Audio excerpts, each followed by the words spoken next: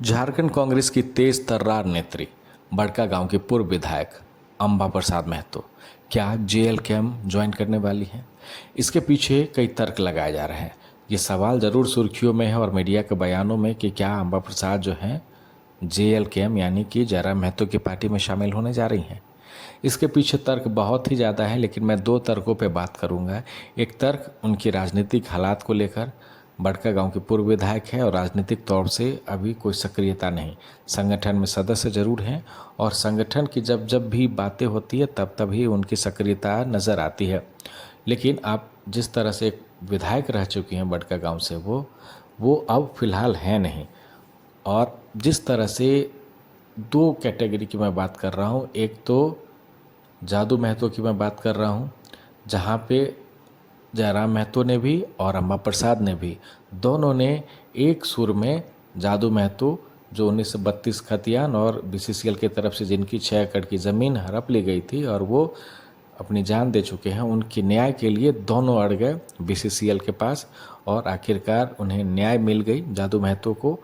और उनके न्याय की बातें अलग बात, आप छोड़ दीजिए। यहाँ दोनों ने, जयराम महतो जेल कैम्प की तरफ से और कांग्रेस की तरफ से अंबा प्रसाद ने, दोनों ने अपने अपने तरीके से जादू महतो की लड़ाई लड़ी और उन्हें न्याय दिलाया।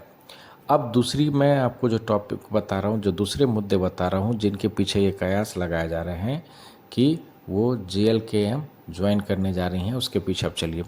दक्षिण से एक सांसद की तरफ से उनको कॉल आया, अवैध माइनिंग वगैरह का मुद्दा था और उनको धमकाया गया और इसमें अंबा प्रसाद ने मुख्यमंत्री हेमंत सोरेन से भी न्याय की गुहार लगाई थी। कहा यह गया था कि एक पूर्व विधायक के साथ किस तरह बीजेपी का एक सांसद जो है इस तरह धमकी दे सकता है।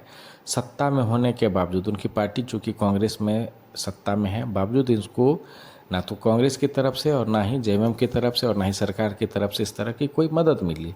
हाँ, वो जयराम महतो ही पहले शख्स थे जिन्होंने खुलकर ये बातें कही कि अंबा प्रसाद भले ही कांग्रेस से हो, लेकिन ये मुद्दे क्योंकि जनप्रतिनिधि हैं और अगर उनको धमकाया गया इस तरह से तो वो अंबा प्रसाद के साथ हैं।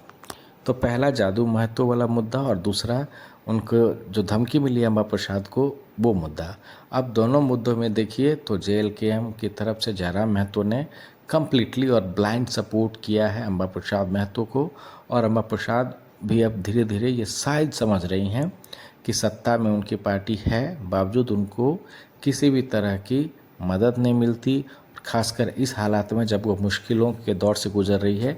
तीसरा, ईडी सीबीआई की रेड, इन तीनों ही मामलों से घिर चुकी अंबा प्रसाद ने आखिरकार शायद ये कोशिश कर ली है कि जयराम महतो की पार्टी जेएलकेएम की तरफ से वो ज्वाइन करती हैं तो उनको जेएलकेएम की तरफ से कंप्लीट सपोर्ट मिल सकता है।